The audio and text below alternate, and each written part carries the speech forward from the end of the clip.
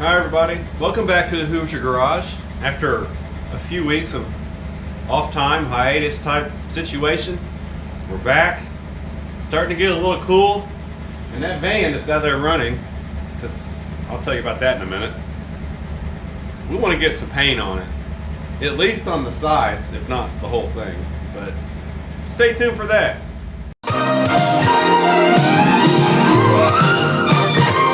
You're watching the most unique automotive channel on YouTube, the Hoosier Garage. Now if you're curious about the Duster, it's just kind of in pending status right now. You can see the tail panel's gone, some of that good stuff. I'm debating whether I should have the whole thing media blasted once we get the rest of it stripped down, so that way you get inside the frame rails and all that kind of stuff. But if you're wondering about the Duster, there it is. There's nothing to it right now.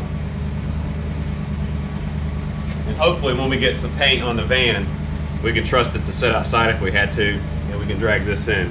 Not much to drag it in, it doesn't weigh anything at all. I can actually pick it up like a wheelbarrow and wheel it into the garage. So that's pretty cool.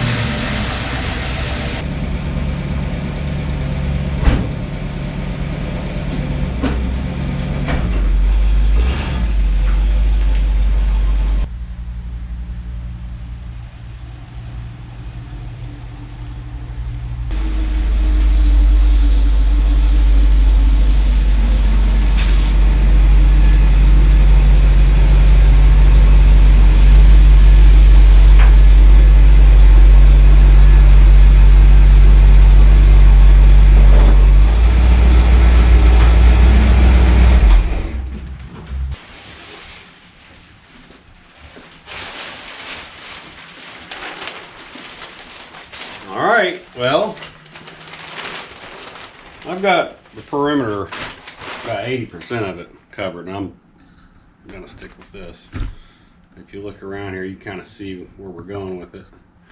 And, yeah, so obviously what I said earlier, the ceiling was already there from last year. And then I hung this piece here and an equivalent on that side.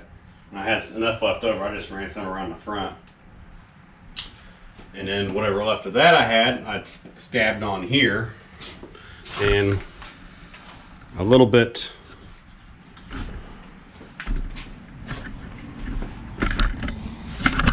around on this side over here. So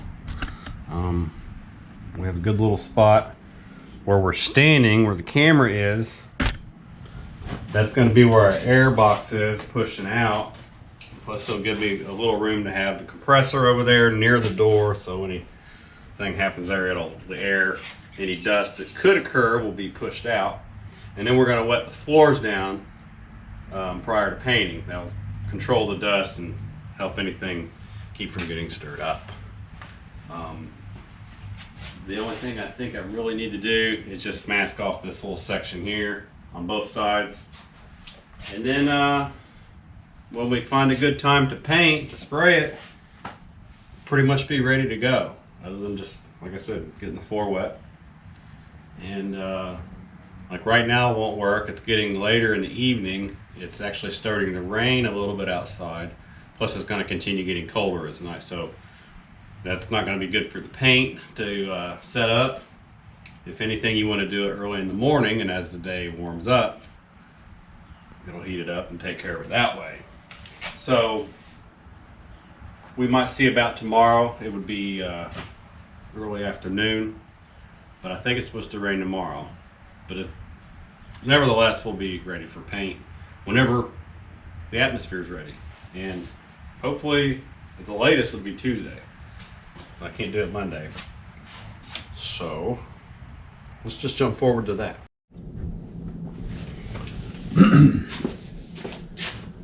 Okay, so we've jumped a few more steps ahead, and it feels like this is the biggest uphill battle of it. I'm trying to paint my vehicle that I've ever had.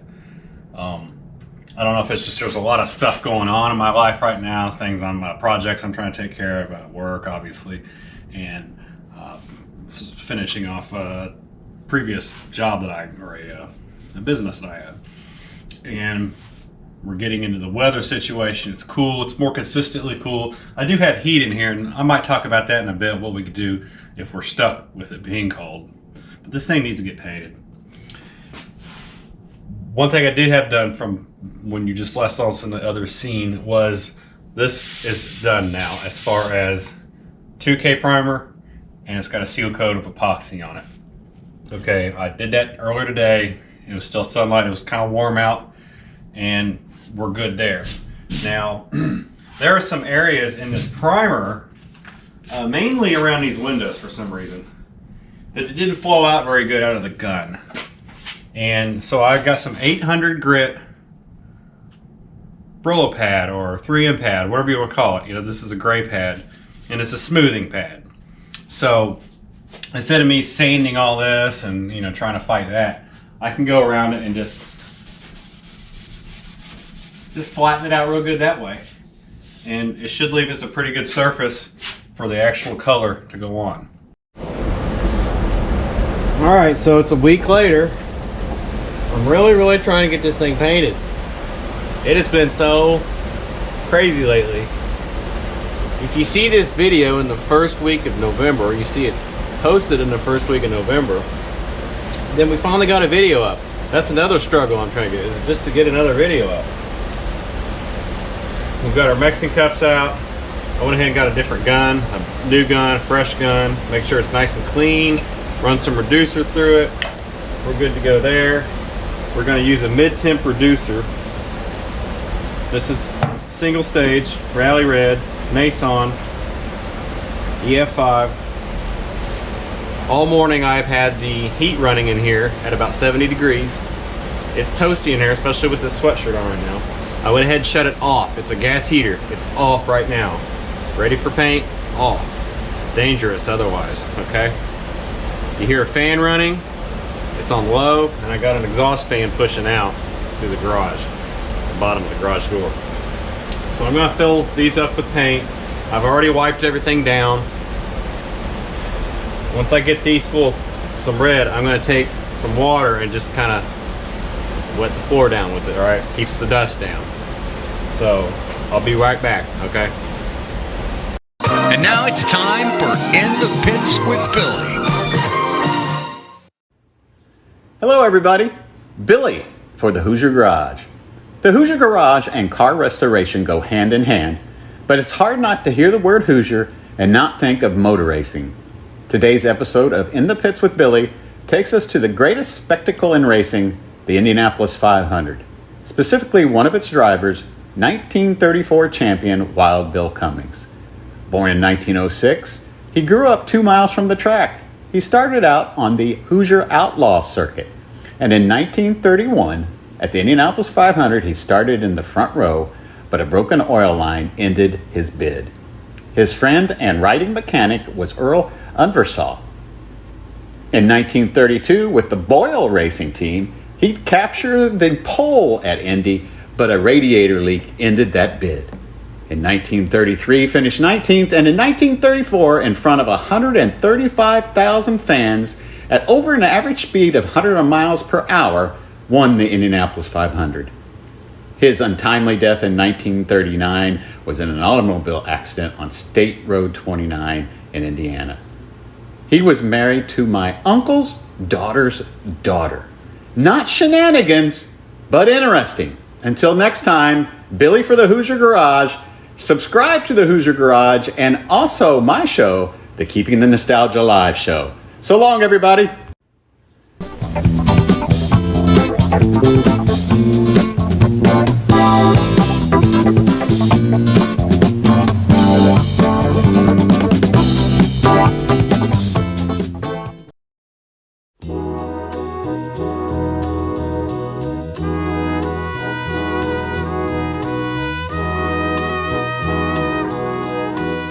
Now is a great time to like and subscribe to the Hoosier Garage.